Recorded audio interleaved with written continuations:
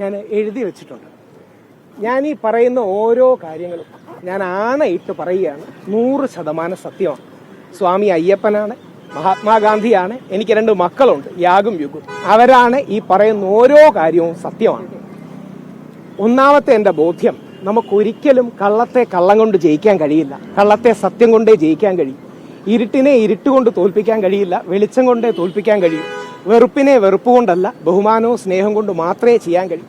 അതുകൊണ്ടാണ് ഈ വിഷയങ്ങൾ പറയുന്നത്. എന്നോട് ഇപ്പം പറയുന്ന കേസിനെ കുറിച്ച് പറയരുതെന്നാണ്. അതുകൊണ്ട് ഞാൻ കേസിനെ കുറിച്ച് പറയുന്നില്ല. പക്ഷെ ഒരു കാര്യം എനിക്ക് പറയാതിരിക്കാൻ പറ്റില്ല, അതെനിക്ക് പറയാനുള്ള റൈറ്റ് ഉണ്ട്. ഓൾറെഡി നമ്മൾ കോടതിയിലും പറഞ്ഞിട്ടുണ്ട്, എനിക്ക് നോട്ടീസ് തന്നിട്ടില്ല.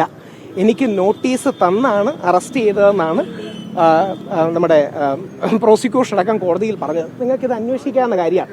ഇനി കേസിനെ കുറിച്ചല്ല, എനിക്ക് കേസിനെ കുറിച്ച് 2 കാര്യങ്ങളുണ്ട്. കേസിനെ കുറിച്ച് പറയരുതെന്നുള്ളതുകൊണ്ട് പറയുന്നില്ല.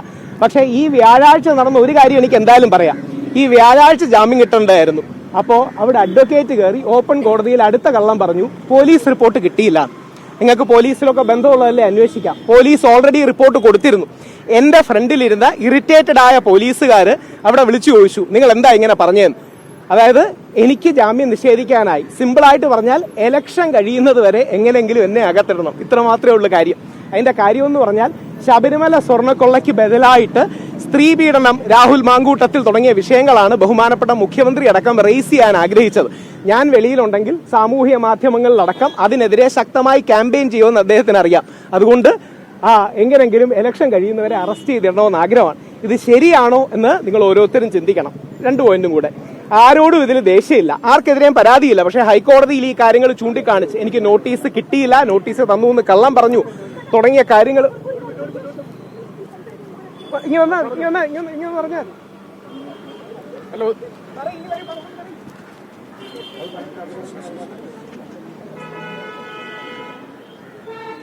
ഓക്കെ ശരി ശരി ശരി ഓക്കെ ശരി ഓക്കെ. കരഞ്ഞോണ്ട് ഭാര്യ പറയുകയാണ്, പോലീസ് സ്റ്റേഷനിൽ വന്ന് എൻ്റെ അമ്മ കരഞ്ഞോണ്ട് പറഞ്ഞു, മോനെ നിർത്ത്, എന്തിനു വേണ്ടിയാണ് ഞാൻ ആ ഫൈറ്റ് ചെയ്യുന്നത്? ഈ സാധനത്തിന് വേണ്ടിയാണ്.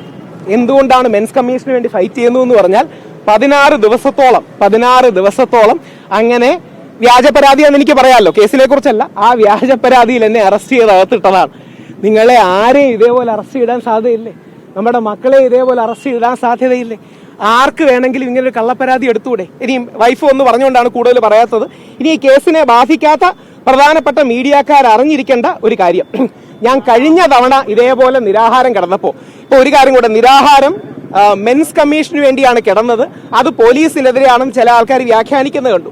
കഴിഞ്ഞ തവണ ഞാൻ ഇതേപോലെ നിരാഹാരം കിടന്നപ്പോൾ, ഞാൻ മാത്രമല്ല ഒരുപാട് പേര് നിരാഹാരം കിടന്നപ്പോൾ ഒരു 4-1 എന്ന സുപ്രീം കോടതി വിധി മാറി. അത് ശബരിമല കേസിലെയായിരുന്നു. അന്ന് ഞങ്ങൾ വിശ്വാസികളുടെ പോരാട്ടം, അന്ന് എന്നെയാണ് ആദ്യമായിട്ട് അറസ്റ്റ് ചെയ്ത് ജയിലിൽ കൊണ്ടുപോകുന്നത്. ആദ്യം അറസ്റ്റ് ചെയ്യപ്പെടുന്നത് എൻ്റെ മുത്തശ്ശിയാണ്, പിന്നീട് അമ്മയാണ്, പിന്നീട് ഞാനും പ്രയാർ സാറുമാണ്. അന്ന് ഞങ്ങൾ നിരാഹാരം കിടന്ന് പോരാടിയപ്പോൾ ഒരു 4-1 സുപ്രീം കോടതി വിധി മാറി. ശരി, ഇതും കൂടെ പറഞ്ഞു നിർത്താം. ഇത് പിന്നെ ഇനി എന്താ അറിയോ, വീട്ടുകാരുടെ ആ സമ്മർദ്ദമാണ്, വീട്ടുകാരുടെ വിഷമം കൊണ്ട് മാത്രമാണ്. ആദ്യം തന്നെ ദീപയ്ക്ക്, അമ്മയ്ക്ക്, പ്രവീണിന്, നമ്മുടെ വീട്ടുകാർക്ക് എല്ലാം നന്ദി പറയണം. സംസാരിക്കുന്നില്ല, വേറൊരു കാര്യം, ഇതല്ല വേറൊരു കാര്യമാണ്. ശരി, ഇനിയും 2 കാര്യങ്ങൾ. ഈ കേസുമായിട്ട് യാതൊരു ബന്ധവുമില്ല. ഈ കേസ് സാർ പറയൂ സാർ, എളുപ്പം പറയണേ സാർ. കേസുമായിട്ടൊന്നും ബന്ധപ്പെട്ട് പറയുന്നില്ല. എന്താ കണ്ടീഷൻ?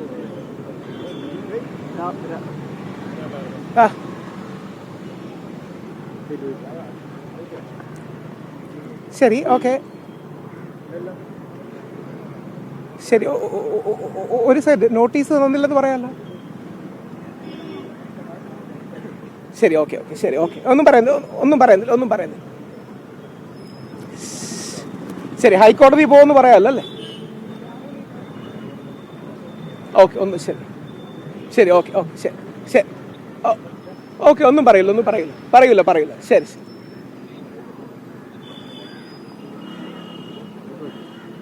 അത് ഇതുമായിട്ട് എന്ത് ബന്ധം സാർ?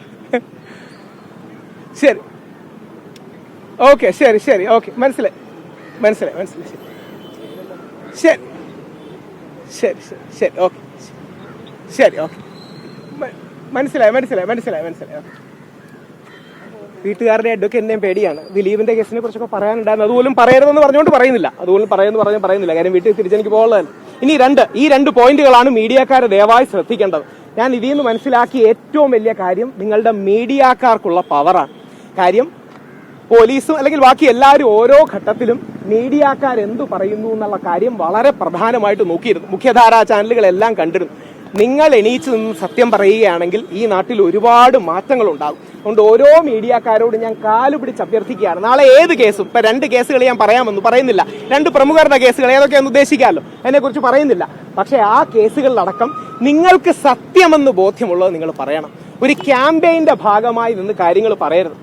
അവസാനത്തെ കാര്യം, ആരാന്റെ അമ്മയ്ക്ക് ഭ്രാന്ത് പിടിച്ചാൽ കാണാൻ നല്ല രസമാണ്.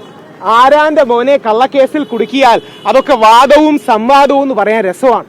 സ്വന്തം മകൻ ഒരു കള്ളക്കേസിൽ കുടുങ്ങുമ്പോഴേ നമുക്ക് അങ്ങനെ വിഷമം അറിയും. ഞാൻ അങ്ങനെ ജയിലിൽ നിന്ന് 4-5 പേര് അവിടത്തെ എഴുതി എനിക്ക് തന്നിട്ടുണ്ട്.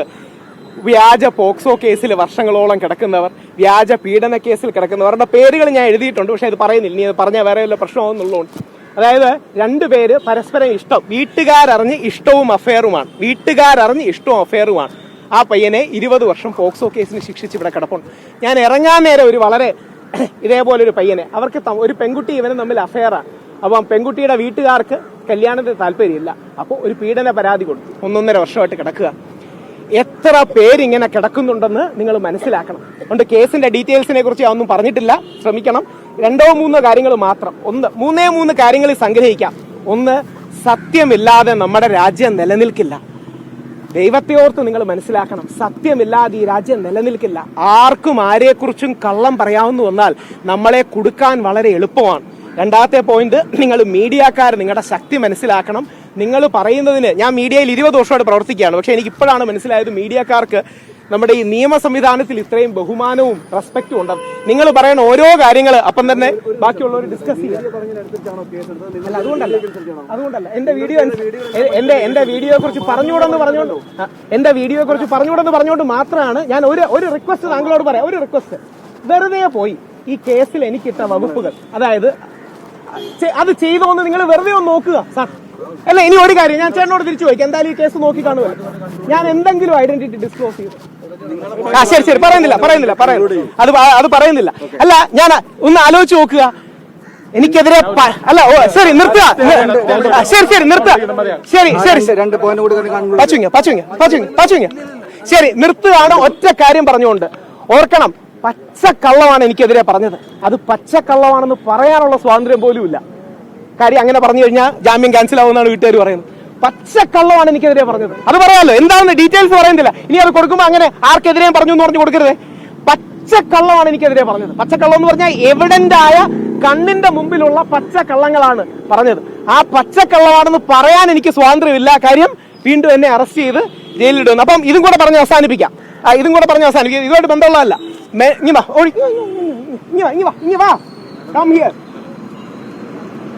എന്തിനാ ഫൈറ്റ് ചെയ്യുന്നതെന്ന് അറിയാമോ? നാളെ ഇവനെ പോലുള്ള നമ്മുടെ ആൺകുട്ടികൾ വളർന്നു വരുമ്പോ അവരെ കള്ളക്കേസിൽ കുടുക്കി അറസ്റ്റ് ചെയ്യരുത്. നിങ്ങളുടെ മകനെ അറസ്റ്റ് ചെയ്യരുത്. നിങ്ങളുടെ സഹോദരനെ അറസ്റ്റ് ചെയ്യരുത്. നമ്മുടെ അച്ഛനെയും നമ്മുടെ സഹോദരനെയും നമ്മുടെ മക്കളെയും കള്ളക്കേസിൽ കുടുക്കി അറസ്റ്റ് ചെയ്യരുത്. ഇനി ഞാൻ 16 ദിവസം കിടന്നു, അത് പറയാലോ. ഞാൻ 16 ദിവസം കിടന്നു. വേറെ ചില ആൾക്കാർ 80 ദിവസം കിടന്നു. ഉമ്മൻചാണ്ടി സാറിന് നീതി കിട്ടാത്ത, സൂപ്പർ സ്റ്റാറുകളോടൊപ്പം നിൽക്കുന്ന ചില ആൾക്കാർക്ക് നീതി കിട്ടാത്ത, നിവിൻ പോളിക്ക് നീതി കിട്ടാത്ത ഈ നാട്ടിൽ നമ്മുടെ മക്കൾക്ക് എന്തെങ്കിലും നീതി കിട്ടുമോ? കേരളം കണ്ട ഏറ്റവും വലിയ ജനകീയ മുഖ്യമന്ത്രിയായ ഉമ്മൻചാണ്ടിക്ക് നീതി കിട്ടാത്ത, 85 ദിവസം ജയിലിൽ കിടക്കേണ്ടി വന്ന ഒരാൾക്ക്, ഒരു പ്രമുഖ ആൾക്ക് നീതി കിട്ടാത്ത, അല്ലെങ്കിൽ വേറെ നിവിൻ പോളിയുടെ പേര് പറയാം, കേസൊന്നും ഇല്ലാത്തതുകൊണ്ട്, നിവിൻ പോളിക്ക് നീതി കിട്ടാത്ത ഈ നാട്ടിൽ നിങ്ങളുടെ മക്കൾക്കോ എന്റെ മകനോ എന്റെ മക്കൾക്കോ എന്തെങ്കിലും നീതി കിട്ടുമോ? ഇത് പറഞ്ഞ് അവസാനിപ്പിക്കാം. ഒറ്റ വരി പറഞ്ഞ് അവസാനിപ്പിക്കാം. നമ്മുടെ മകൻ, നമ്മുടെ അച്ഛൻ, നമ്മുടെ സഹോദരൻ ജയിലിൽ നിന്ന് ഒരു വ്യാജ പരാതി അകലത്തിൽ മാത്രമാണ്. നമ്മുടെ അച്ഛൻ, നമ്മുടെ മകൻ, നമ്മുടെ സഹോദരൻ ജയിലിൽ നിന്ന് ഒരു വ്യാജ പരാതി അകലത്തിൽ മാത്രമാണ്.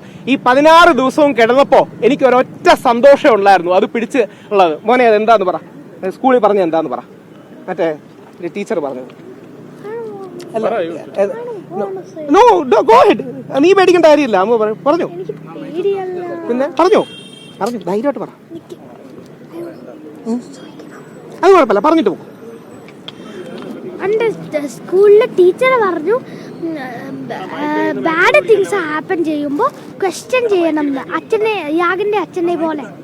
അതായത് മോൻ സ്കൂളിൽ പഠിച്ചപ്പോ ഞാൻ 4 ദിവസം വെള്ളം കുടിക്കാതെ കിടന്നു. 4 ദിവസം വെള്ളം കുടിക്കാതെ. അതിനുശേഷം ഡോക്ടർ വന്ന് പറഞ്ഞു കിഡ്നി അടക്കമുള്ള ചീത്തയാവും. എന്റെ 2 മക്കളെ ഓർത്താണ് നിർത്തിയത്. 5 ദിവസം പട്ടിണി കിടന്നു. അത് എന്റെ വീട്ടിലെ ഒരു കാര്യത്തിന് വേണ്ടിയിട്ടല്ല. അപ്പൊ ഇത്രയും വേദനയില് മോന്റെ ഒരു വാക്കിലാണ് എന്റെ സന്തോഷം. എന്താണെന്ന് അറിയാവത്? അവന്റെ സ്കൂളിൽ സോഷ്യൽ സയൻസ് ടീച്ചർ ക്ലാസ്സിൽ വന്ന് പഠിപ്പിച്ചവൻ പറഞ്ഞു, നിങ്ങളുടെ കൂടെ ഉള്ളവർക്ക് ബാഡ് തിങ്സ് ഹാപ്പൻ ചെയ്യുമ്പോൾ, ചീത്ത കാര്യങ്ങൾ സംഭവിക്കുമ്പോൾ നിങ്ങൾക്ക് എന്ത് ചെയ്യണമെന്ന്? നിങ്ങളത് ക്വസ്റ്റ്യൻ ചെയ്യണം, നിങ്ങളത് ചോദ്യം ചെയ്യണം. നിങ്ങളുടെ കൂടെ ഉള്ളവർക്ക് ചീത്ത കാര്യങ്ങൾ സംഭവിക്കുമ്പോൾ നിങ്ങളത് ചോദ്യം ചെയ്യണം. എനിക്ക് അങ്ങനെ ചോദ്യം ചെയ്ത് ജയിലിൽ പോയതിൽ അഭിമാനമാണുള്ളത്. ആ മെൻസ് കമ്മീഷന് വേണ്ടിയുള്ള പോരാട്ടം തുടരും. കൂടുതൽ നടപടികളുമായി മെൻസ് കമ്മീഷന് വേണ്ടി ആക്റ്റീവായി തുടരും.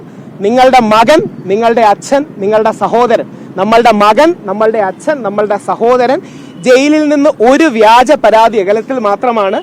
എന്റെ മോന്റെ തലയിൽ കൈവച്ച് ഞാൻ പറയുകയാണ്, അയ്യപ്പസ്വാമിയാണ്, മഹാത്മാഗാന്ധിയാണ്, എന്റെ മോന്റെ തലയാണ് സത്യം. ഈ പറഞ്ഞത് 100% സത്യമാണ്. ഈ പറഞ്ഞതിൽ 0.1% പോലും ഞാൻ കള്ളം പറഞ്ഞിട്ടില്ല. 100% സത്യത്തിൽ പറയുകയാണ്. ഇത് നമ്മളുടെ അച്ഛൻ, നമ്മളുടെ മകൻ, നമ്മുടെ സഹോദരന് വേണ്ടിയുള്ള പോരാട്ടമാണ്. നിങ്ങൾ സപ്പോർട്ട് ചെയ്യണം. സഹോദരനടക്കം ഒന്ന് ചെക്ക് ചെയ്യണം. എനിക്കത് പറഞ്ഞ ജാമ്യം ക്യാൻസൽ എന്ന് പറയണേ, ഒന്ന് ചെക്ക് ചെയ്യണം. ചെയ്തോ ഇല്ലയോ ഒന്നും ചെക്ക് ചെയ്തുകൂടെ? അത് മാത്രമാണ്. ലോകത്തെവിടെയായാലും ഏത് സമയത്തും 24 വാർത്തകളും ഓഗ്മെന്റഡ് റിയാലിറ്റി പാക്കേജുകളും എക്സ്പ്ലെയിനറുകളും വിശദമായി കാണാൻ ഞങ്ങളുടെ യൂട്യൂബ് ചാനൽ നിങ്ങൾക്ക് സബ്സ്ക്രൈബ് ചെയ്യാം.